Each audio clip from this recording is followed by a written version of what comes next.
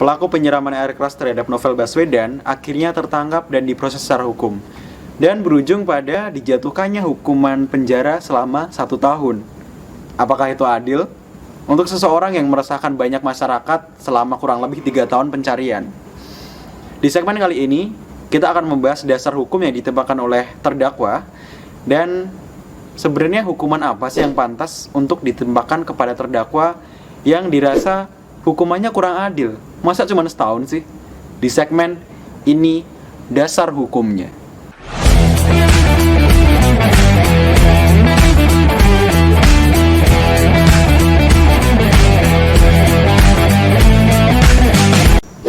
Nggak sengaja. Dua kata yang menjadi pembelaan oleh terdakwa saat di proses persidangan, yang mengakibatkan terdakwa mendapatkan hukuman cuma 1 tahun penjara. Menurut keterangan terdakwa sih, saat nyiram air keras ke mukanya Novel Baswedan, awalnya terdakwa mengaku cuman pengen nyiram badannya doang, tapi nggak sengaja kena muka. Kalau nggak sengaja nyiram air biasa sih nggak apa-apa, misal air marimas, disiram nggak apa-apa tuh, paling jadinya juga seger, atau kalau nggak lengket dikit lah.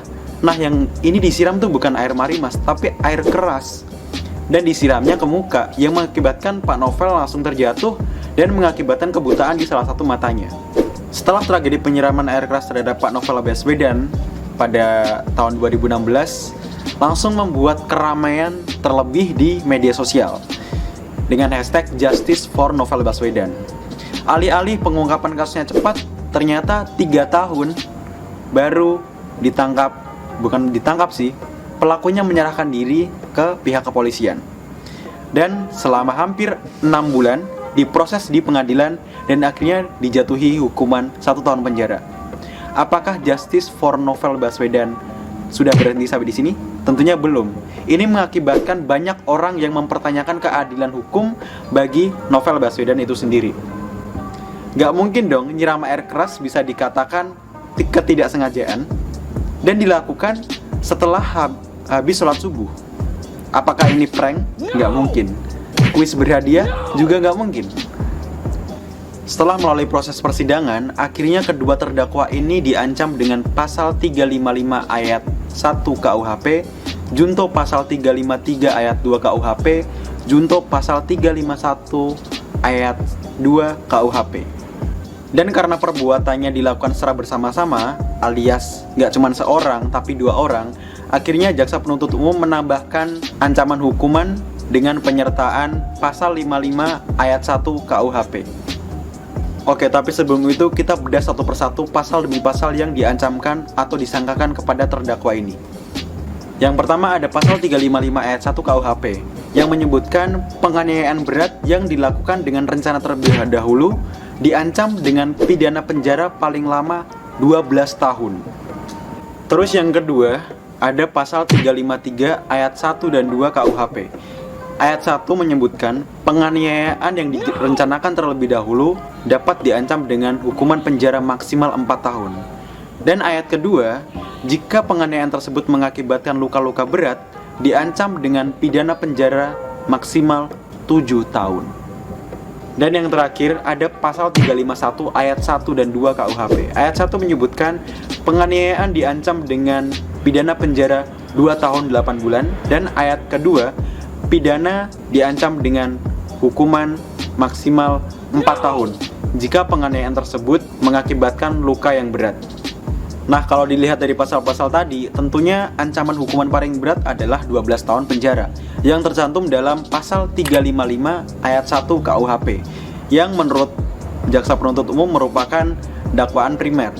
Nah, untuk dakwaan subsidiarnya tercantum dalam pasal 353 ayat 2 KUHP yang dirasa cukup tinggi juga, yaitu 7 tahun penjara.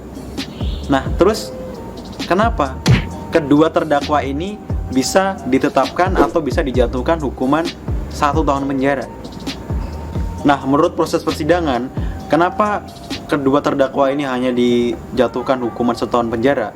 Yang pertama, karena kedua terdakwa tersebut tidak memenuhi syarat untuk dijatuhkan hukuman pidana di pasal 355 karena tidak terbukti melakukan kesengajaan atau dikatakan tidak sengaja dalam menyiram air keras kepada Novel Baswedan.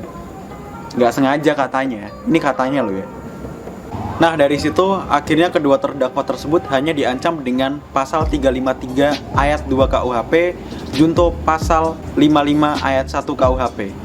Nah, sementara itu ada beberapa unsur yang dapat meringankan terdakwa. Nah, unsur yang paling notis adalah kedua terdakwa ini sudah mengabdi di Polri selama 10 tahun.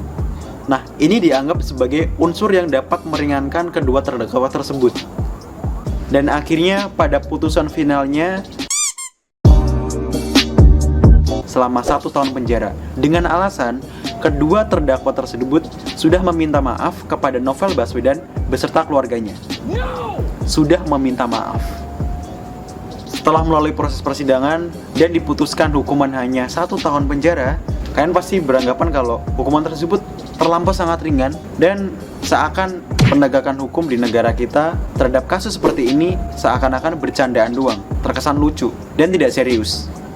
Dan juga ada beberapa hal yang janggal saat persidangan berlangsung. Di antaranya beberapa barang bukti yang tidak dihadirkan, saksi-saksi yang tidak dihadirkan, dan keterangan dari terdakwa yang menyebutkan bahwa kedua terdakwa ini tidak saling kenal dengan Pak Baswedan. Jadi, Pak Novel Baswedan dan dua terdakwa ini tidak saling berkontakan, tidak saling berselisih, dan tidak kenal satu sama lain. Bagaimana mungkin seseorang yang tidak punya masalah tiba-tiba secara tidak sengaja bertemu selepas subuh dan menyiram air keras ke wajah seorang Pak Novel Baswedan? Tapi menurut gue pribadi, dan mungkin lu juga sependapat sama gue sih, secara subjektif kedua terdakwa ini sebenarnya memenuhi syarat untuk dijatuhi pidana di pasal 355 ayat 1 KUHP, yaitu 12 tahun penjara.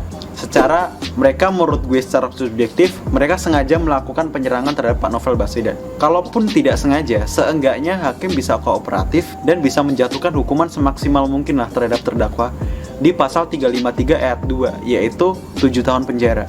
Dan pertanyaan yang paling notis, dan ini yang harusnya kita ungkap bersama, siapa dalang di balik penyerangan Pak Novel Baswedan? Apakah ada kasus politik tertentu? Siapa kepentingan yang ada di balik semua ini? Pada kesempatan kali ini pastinya gue nggak bakal bahas sedetail itu, tapi yang pasti justice for Novel Baswedan bakal terus berlanjut sampai dalang di balik semua ini bisa ketemu dan terungkap. Dan yang pastinya dalang dari semua kasus Pak Novel Baswedan mengungkap seluruh masalah-masalah yang sebelumnya ditutupi dan mendapatkan hukum yang tegas dan juga adil. Kalau lo punya pandangan yang sama atau pandangan yang berbeda soal kasus ini dan sudut pandang hukum apa yang pas untuk kasus ini, lo bisa komen di kolom komentar. Dan sampai ketemu di Ini Dasar Hukumnya selanjutnya. Saya Rian Safrian, terima kasih, sampai jumpa.